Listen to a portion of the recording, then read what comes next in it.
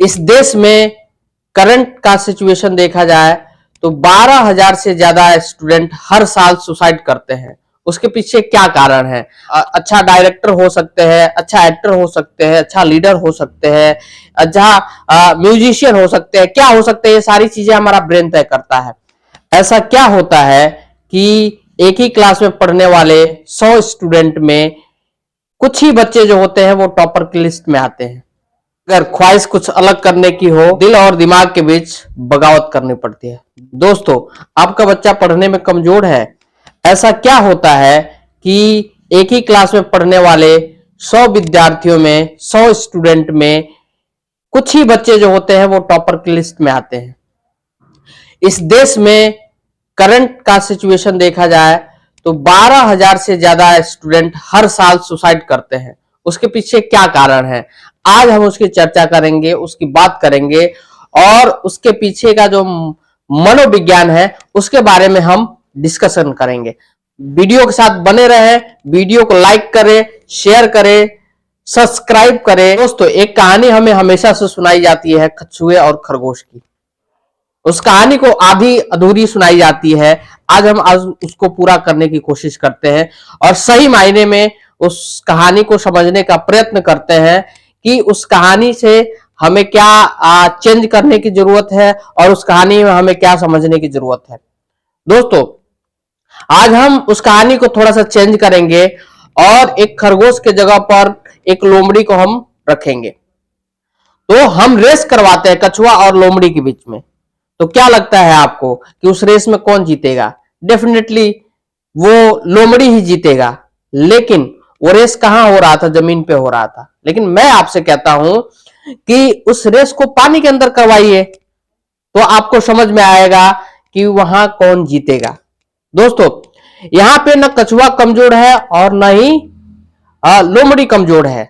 इसी के बारे में डॉक्टर हार्वर्ड गार्डनर ने अपनी किताब फ्रेम ऑफ माइंड में डिस्कशन किया है। उन्होंने बताया है कि पूरी दुनिया में 8 तरह के इंटेलिजेंस के लोग होते हैं। हर आदमी इंटेलिजेंस है अगर जो अपने पार्टिकुलर फील्ड में हो। आज हम उसी चीज को, उसी थियरी से हम कनेक्ट करने की कोशिश करेंगे कि हमारा बच्चा और बच्चों के जैसे तेज क्यों नहीं हो पाता है, या फिर पूरे क्लास में पढ़ते हुए जितने भी स्टूडेंट हैं वो सब एक जैसे क्यों नहीं होते हैं। बल्कि अगर जो देखा जाए तो उनका क्लास एक, सिलेबस एक, टीचर एक, टाइमिंग एक, हर चीज सेम रहता है। लेकिन वो बच्चे, उसमें से कुछ बच्चे टॉपर की लिस्ट में आते हैं और कुछ बच्चे जो है फेल्योर की लिस्ट में चले जाते हैं और कुछ बच्चे एवरेज रह जाते हैं। तो आज हम इसी चीज का चिंतन करेंगे, इसी के बारे में डिस्कशन करेंगे। हार्वर्ड गार्डनर के द्वारा बताया गया जो थियरी है मल्टीपल इंटेलिजेंस थियरी, उस थियरी के अकॉर्डिंग अगर जो आपका बच्चा लॉजिकल और मैथमेटिकल्स है तो वो एकेडमिक में बहुत अच्छा करेगा, उसका मैथ्स बहुत अच्छा होगा, उसका साइंस बहुत अच्छा होगा, लॉजिकली थिंकिंग में बहुत अच्छा होगा। अगर वो लॉजिकल और मैथमेटिकल्स इंटेलिजेंस में उसका इंटेलिजेंस कम है तो वो एकेडमिक में अच्छा परफॉर्म नहीं कर पाएगा। अब हम बात करते हैं कि लॉजिकल और मैथमेटिकल इंटेलिजेंस से तय कौन करता है। ये तय करता है हमारा ब्रेन। हमारे ब्रेन के पार्टिकुलर जो पार्ट होते हैं वो तय करते हैं। तो अगर हमारे बच्चे का लेफ्ट फ्रंटल कॉर्टेक्स में न्यूरॉन्स की संख्या ज्यादा है तो हमारा बच्चा एकेडमिक में बहुत अच्छा कर पाएगा, उसका मैथ और साइंस बहुत अच्छा हो पाएगा और लॉजिकली बहुत अच्छा होगा।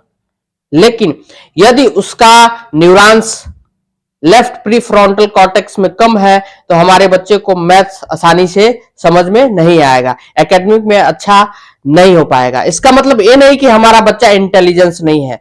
हमें उस इंटेलिजेंस का पता लगाना है जो जन्मजात हमारे बच्चे को गॉड द्वारा गॉड गिफ्टेड है। क्योंकि हमारे ब्रेन में जो हमारी बुद्धिमत्ता तय करता है उस सेल्स का नाम होता है न्यूरॉन्स। वो न्यूरॉन्स जो होते हैं हमारे ब्रेन में, हर आदमी के ब्रेन में 1200 करोड़ यानी 86 बिलियन होते हैं। लेकिन उसका डिस्ट्रीब्यूशन जो होता है हमारे ब्रेन के अलग अलग पार्ट्स में होता है और वही डिस्ट्रीब्यूशन हमारा इंटेलिजेंस ही तय करता है। तो अगर जो हमारे बच्चे का प्री फ्रंटल कॉर्टेक्स वाले रीजन में न्यूरॉन्स की संख्या या न्यूरॉन्स का डिस्ट्रीब्यूशन बहुत बढ़िया है तो हमारा बच्चा एकेडमिक में अच्छा करता है। लेकिन अगर जो हमारे प्री फ्रंटल कॉर्टेक्स में न्यूरॉन्स की संख्या अगर जो कम है तो हमें ये पता लगाना है कि हमारे ब्रेन के कौन से पार्ट में न्यूरॉन्स की संख्या जो है वो ज्यादा है। वो हमारे बच्चे का इंटेलिजेंस का पॉइंट होगा। और जब हम इस बात को पता लगा पाते हैं, इस बात को समझ पाते हैं, तो हम अपने बच्चे को एक बहुत अच्छा कैरियर, एक बहुत अच्छा भविष्य, एक बहुत अच्छा फ्यूचर जो है दे सकते हैं। अगर जो हमें ये बात पता नहीं रहता है तो हम अपने बच्चे को अननोनली बिना जाने समझे उसको प्रेशर करते रहते हैं कि तुम ये करो, तुम ये करो, तुम ये करो, और बच्चा जो है आपका बात मानता रहता है और वो अपने इंटेलिजेंस को पकड़ नहीं पाता है या इंटेलिजेंस तक पहुंच नहीं पाता है, और हम इधर से प्रेशर दिए जाते हैं कि तुमको ये बनना है।